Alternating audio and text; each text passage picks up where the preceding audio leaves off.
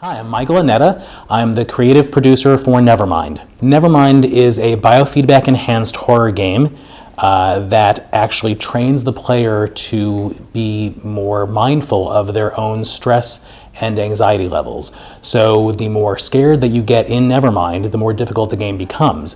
And conversely, if you can control your stress and control your fear within the game will become a little easier and allow you to progress a lot better.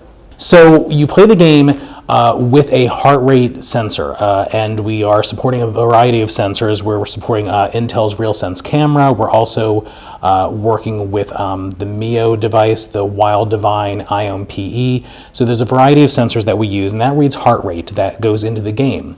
And as you play the game, we're able to detect how scared you are using a metric called heart rate variability. And heart rate variability is a very keen indicator of a person's stress or anxiety levels or their fear levels.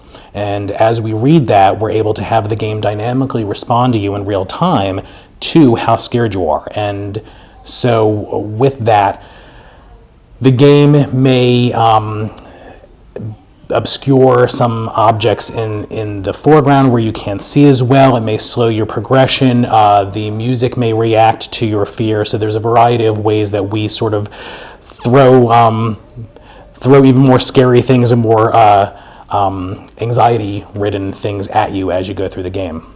So if you're playing Nevermind without a heart rate sensor or without a biofeedback sensor, it still plays as a very enjoyable, very fun horror experience, a horror computer game.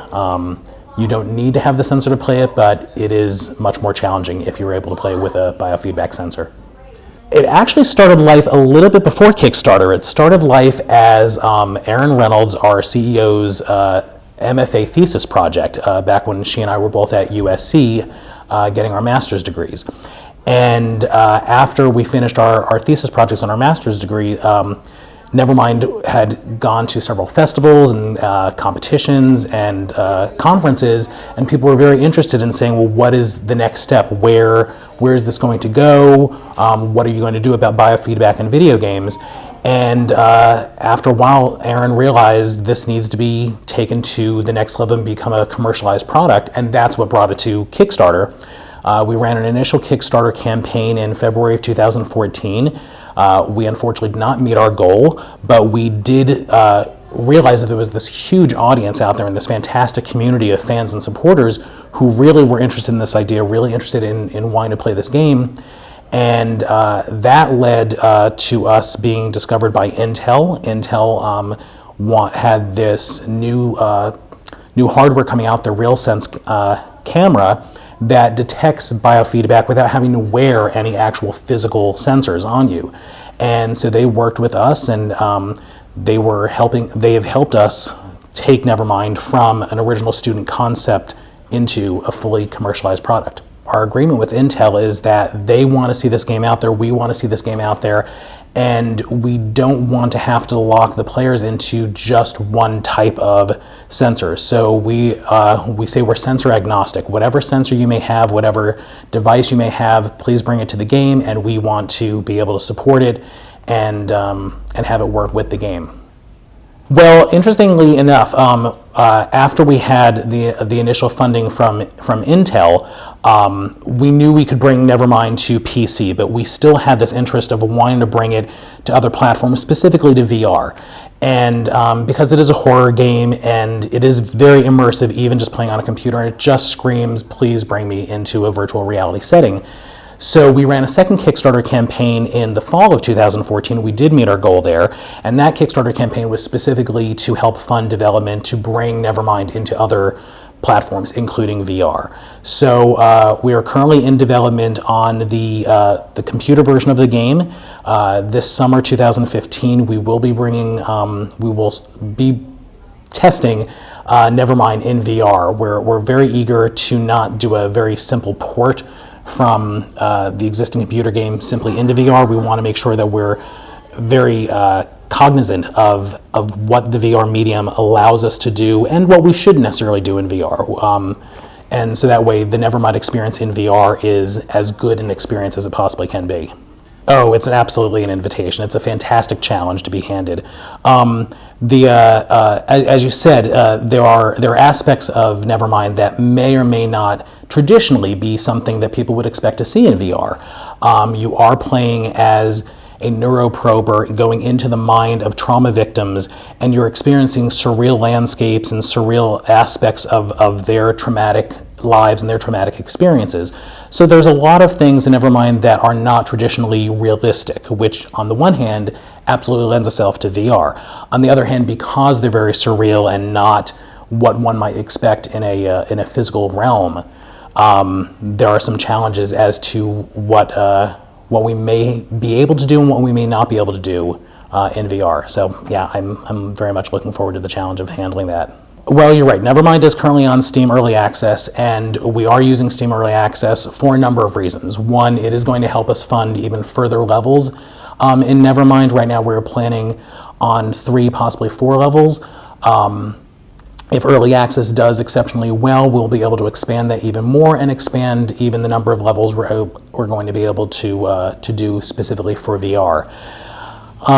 We're still in discussion as to how soon we'll be able to release the VR content on Early Access. Again, we want to make sure that we're not just putting out bad VR or quickly done, sloppily done VR. We want to make sure that when we start having the public look at it, it's as good as we can get it, so that way we can get honest feedback on it, not just, hey, this isn't working. We want to make sure that it's solid and a great experience.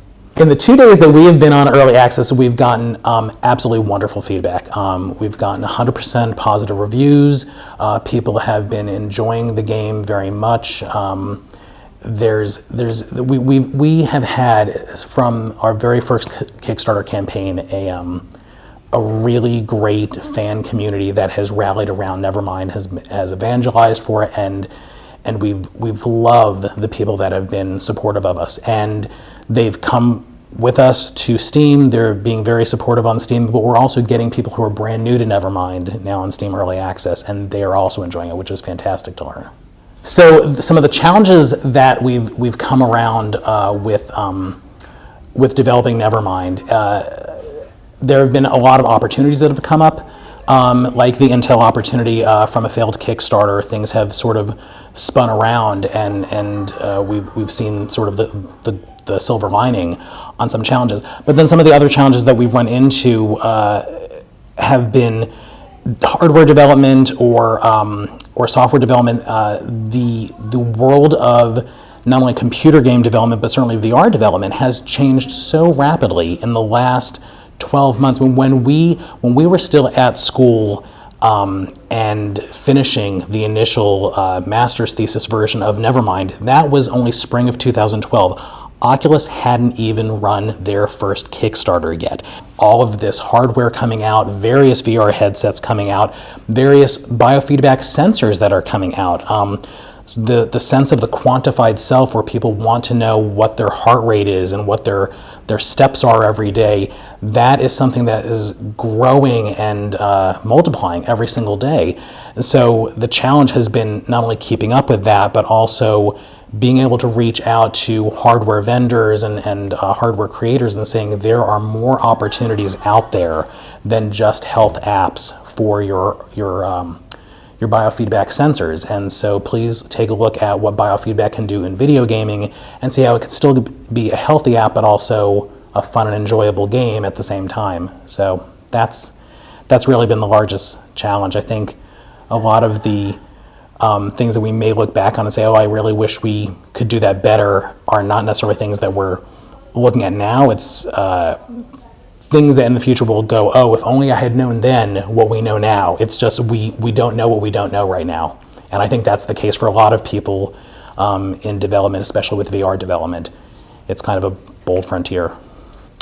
Developing for the Xbox One, specifically using Kinect 2.0 as the heart rate sensor, it seems to be a relatively easy transition. It's one of the great things that we've come out of developing this version of Nevermind is having to look at a variety of sensors, and so the way we're taking in the data from the sensors is very flexible. And because of that, we're not, the software that we're developing on our side for the sensor readings is pretty mutable, and so it doesn't look like that large of a challenge. Now, that said, we still have quite a bit of R&D to do in that, so we will probably run into a couple of roadblocks, but we're looking forward to overcoming those obstacles. Well, we have been looking into the PlayStation 4, and we're very excited about the Morpheus. But right now, one of the reasons we looked at ID at Xbox and looked at the Xbox One is because the SDK of the Kinect 2.0 had a biofeedback component with it already. It was able to read the heart rate data that we need. And right now, we haven't necessarily found that with the PlayStation camera. It doesn't have those same capabilities. So we have a couple of contacts at Sony, and we've been talking to them about some of the potentials that they may have with biofeedback in gaming, because we're looking forward to not just Nevermind being a biofeedback game, but we feel that this is a new frontier in gaming, that there are going to be more games that use biofeedback. I would say what excites me most about the potential of Nevermind coming to VR is that right now Nevermind has been purely a screen experience, a first-person experience. There are no representations of the player's body in the experience, and in most VR right now, that is also the case. So there's sort of this one-to-one correlation. What's different is that because it's a horror game, there's some things that we like to deal with, even with the audio that we're currently working on, that start indicating things that might be happening to your side or over your shoulder or behind you or above you or below you, or we're already trying to play with sort of the 360, 720 degree sphere around the player, and I'm really excited to get that into VR so that way we can start having things that as you look over here, something might happen over there that draws your eye over in that direction, and just scare and freak people out because of that. That's what we're looking forward to most, is what can we do to make you really, really uncomfortable in VR.